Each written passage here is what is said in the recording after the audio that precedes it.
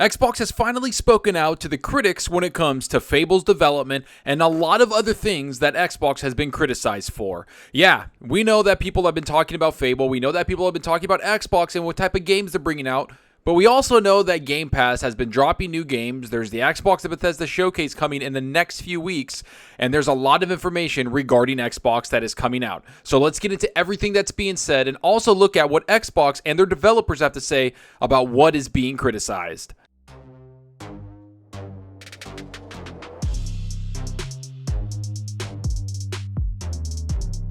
Alright, so you know the drill. If you like the content, hit that subscribe button and that like button. And if you want to be notified on future content, hit that small little bell icon. And if you want to go that extra mile to support the channel, hit that join button.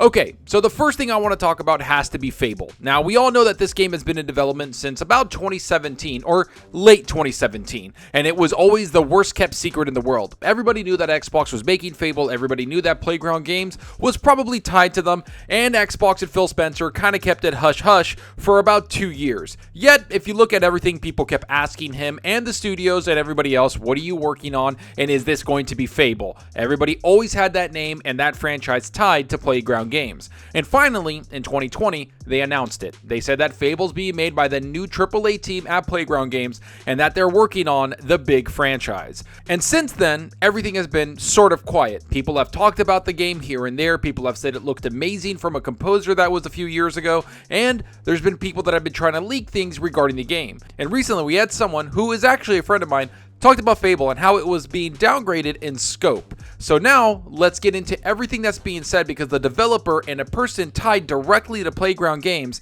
had this to say about the whole situation. I wanted to clear something up about scoping. It is a normal, necessary, and healthy part of game development. I can guarantee that every single AAA game you've ever played will have gone through scoping regularly during development. Its intention is to make sure the team are focused under one clear vision and can get it made in the time they have without killing themselves.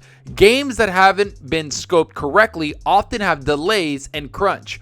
Both we should be aiming to avoid whenever possible. Now, this is posted by a senior producer on Fable at Playground Games, and they're actually a former employee of Lionhead Studio and Sumo. She has a lot of experience, and I guarantee you she heard the rumors about Fable and its scoping and had to say something outright. Because you know what? This game is in development. These people are hard at work, and everybody talking about this game, to be honest, doesn't really know what's going on with it. And that includes me. Do I know that they're working on it? Do I know that they want it to be a massive AAA RPG? Of course I do. Xbox understands that they need that RPG that really sets themselves apart, especially from their first party. And that's something that they're working on with Fable. They know the franchise. It's one of the most beloved franchises at Xbox, and it's honestly been dormant for over 10 years. So to have a talented studio like Playground Games working on it does put it in a good corner. Yet when you think about it, this isn't the Playground Games that makes Forza Horizon 5. This isn't the same team. This is a completely different team. They were created in 2017.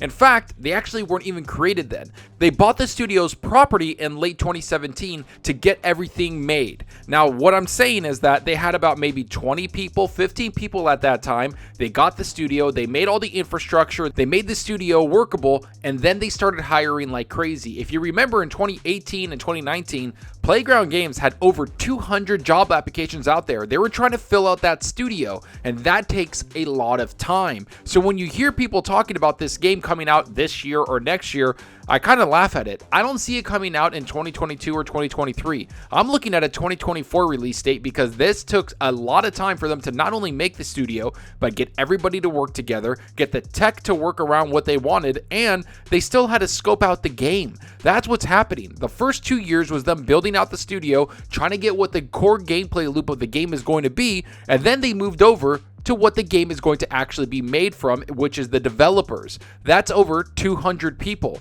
So Playground Games altogether has about 400 people on staff. 200 people working on probably Horizon 5 and Horizon 6 and all the DLC there, not to mention the Fable team that's 200 people working on this big RPG and a new endeavor. And we have to remember, this isn't the Forza Horizon 5 team. This is a brand new team. They went around the entire industry, hiring very experienced people with RPG games, people from Red Dead Redemption, people from God of War, people from all over the industry that have made massive, successful RPGs are working on this team.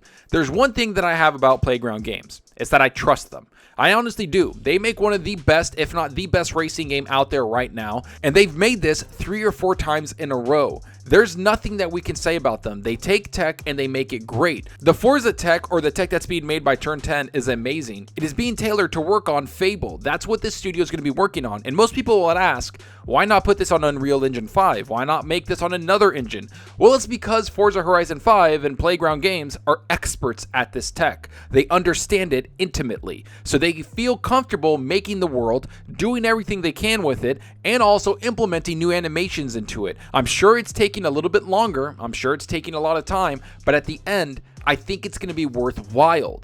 And speaking of being worthwhile, I want to pivot a little bit over to Game Pass. I know a lot of people have been talking about it. I know a lot of people have been quote unquote unsubscribing to it, but I have a feeling by the end of this game show, people are going to be jumping back on that bandwagon. Because if you look at what Xbox did last year, they brought out a few games before the game show on Game Pass, and then during the game show, they dropped some games day and date on there, and they also had a bunch of great lineups for the summer and going into next year.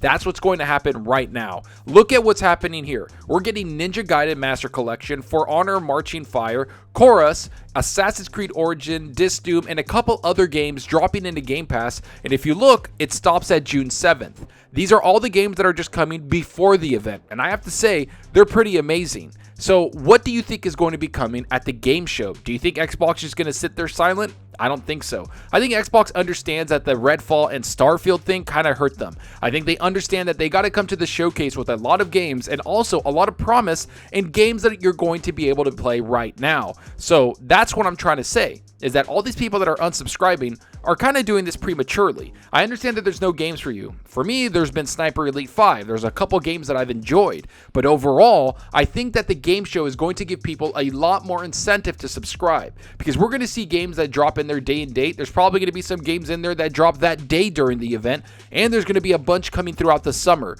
That's what Xbox does. They make you want to subscribe to Game Pass. And not to mention, they want you to play their games on their service, nowhere else, on Xbox's service. That's it, on their network. And that's what they're going to do. They're going to make you excited to be a part of their ecosystem, just like I am right now. But overall, I think that the news regarding Xbox and surrounding Xbox has been a little negative lately. And I'm excited for the show. But overall, it's been pretty negative because people are looking for something to complain about when it comes to Xbox. I'm sorry to say it. Starfield was a big hit on the mouth. So was Redfall. But overall, there's still great value in Game Pass. And overall, I think Fable is going to be just fine because I trust the team there.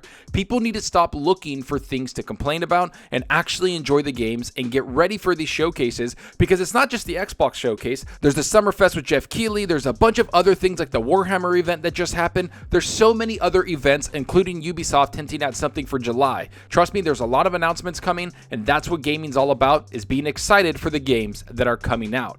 But let me know what you think about this. Do you think Fable is in development trouble? Do you think the developer speaking out actually speaks volumes of how confident they are in the product? Or do you think people are just looking for something negative to talk about with Xbox? And are you excited to get some of these games on Game Pass that they just announced? I'm actually looking forward to Chorus. I wanted to play that game. I didn't know it wasn't in Game Pass until like about a month ago, where I was like, wow, they advertised it a bunch, but it wasn't there. So I'm looking forward to jumping into that. But let me know what you think about Fable and the Game Pass games and people unsubscribing. Go down below and let me know. And I hope you enjoyed the video, and if you did, please hit that subscribe button and that like button to support us out the channel more than you know. And give me a follow on Twitter at Zalker87. I'm always on there talking games and sharing my latest videos. Plus, I love interacting with everyone there, so get on Twitter and let's talk about gaming.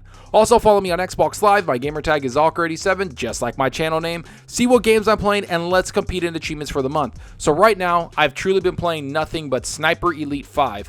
I'm enjoying this game way too much. I've been going through the survival mode. I beat the entire campaign. I've gone through every single level. I'm almost debating on buying the DLC DLC where you get to take out more people and there's a whole new big map. So I might buy that for like $5 or $6. It might be worth it because this game is really well done. And I have to say, it runs beautifully on the Xbox Series X, and it runs just as good on the PC. That's the big thing right there, is that all their ports have ran flawlessly. Rebellion is an awesome developer, and man, they brought out a banger with this one. And I have to say, it looks beautiful. So that's what I've been playing a lot of, and I've of course been jumping into Apex Legends and a couple other games, playing with my friends in Division 2, but overall, it's been Sniper Elite 5, and that's pretty much it. But let me know what you're playing. Are you playing something on your Xbox Series X, S, or are you on your PlayStation 5 playing something, or are you on your PC playing something? Let me know down below, because that's what we're here for. It's Talk Games.